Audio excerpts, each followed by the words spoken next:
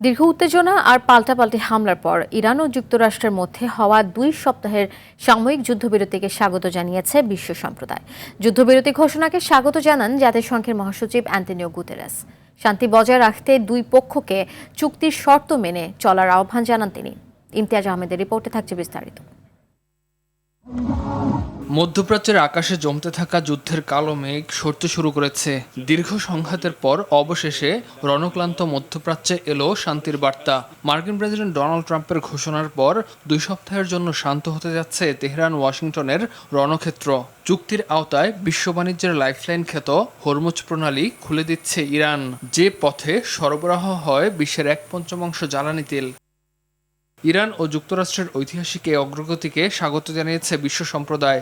মধ্যস্থতাকারী হিসেবে তুরস্ক, মিশর ও সৌদি আরবের ভূমিকারও প্রশংসা করেন বিশ্ব নেতারা। যুদ্ধবিরতিকে সংলাপ ও কূটনীতির জয় হিসেবে উল্লেখ করেছেন তারা। তবে শান্তি বজায় রাখতে দুই পক্ষকেই চুক্তির শর্তগুলো পূর্ণাঙ্গভাবে মেনে চলার আহ্বান জানান তারা। এ ঘোষণাকে স্বাগত জানিয়েছেন জাতিসংঘ মহাসচিব অ্যান্টোনিও গুতেরেস। সব পক্ষকে যুদ্ধবিরতির শর্ত মেনে চলার আহ্বান জানান তিনি, যাতে করে অঞ্চলে একটি স্থায়ী শান্তির পথ প্রশস্ত হয়। বেসামরিক প্রাণহানি রক্ষা এবং মানবিক দুর্ভোগ লাঘবে শত্রুতা বন্ধের প্রয়োজনীয়তার উপর গুরুত্ব আরোপ করেন মহাসচিব। মধ্যস্থতাকারী দেশ হিসেবে পাকিস্তানের প্রতি কৃতজ্ঞতাও প্রকাশ করেন তিনি। যুদ্ধবিরতিকে স্বাগত জানিয়ে এই সমঝোতাকে অমূল্য সুযোগ বলে বর্ণনা করেছে ইরাক ও মিশর। একটি স্থায়ী সমাধানের জন্য উভয় পক্ষকে চুক্তির প্রতি প্রতিশ্রুতিবদ্ধ থাকার আহ্বান জানিয়েছে ইরাকের পররাষ্ট্র মন্ত্রণালয়। সংকট নিরসন এবং কূটনীতি ও সংলাপকে অগ্রাধিকার দেওয়ার ক্ষেত্রে আঞ্চলিক ও আন্তর্জাতিক প্রচেষ্টায় ইরাকের সমর্থন রয়েছে বলেও জানানো হয়।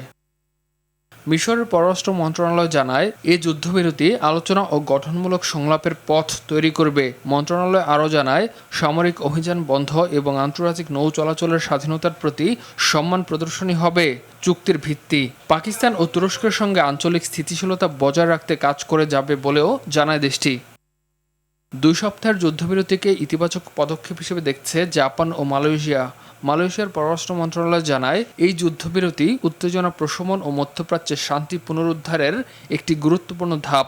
এ সময় কোনো ধরনের উস্কানিমূলক পদক্ষেপ না নেয়ার জন্য সংশ্লিষ্ট দেশগুলোকে অনুরোধ করে তারা। অস্ট্রেলিয়ার প্রধানমন্ত্রী অ্যান্থনি অ্যালবানিজ এবং পররাষ্ট্রমন্ত্রী পেনি ওং আশা প্রকাশ করেন, এ চুক্তি একটি দীর্ঘস্থায়ী সমাধানের দিকে নিয়ে যাবে। পাকিস্তান, মিশর, তুরস্ক এবং সৌদি আরবকে সফল মধ্যস্থতার জন্য ধন্যবাদ জানান তারা। এদিকে একটি স্থায়ী যুদ্ধবিরতি নিশ্চিতে আগামী দিনগুলোতে অনেক গুরুত্বপূর্ণ কাজ বাকি রয়েছে বলে জানিয়েছে নিউজিল্যান্ড। মধ্যস্থতাকারী হিসেবে পাকিস্তান, তুরস্ক ও মিশরের প্রশংসা করে দেশটি। ইমতিয়াজ আহমেদ, RTV।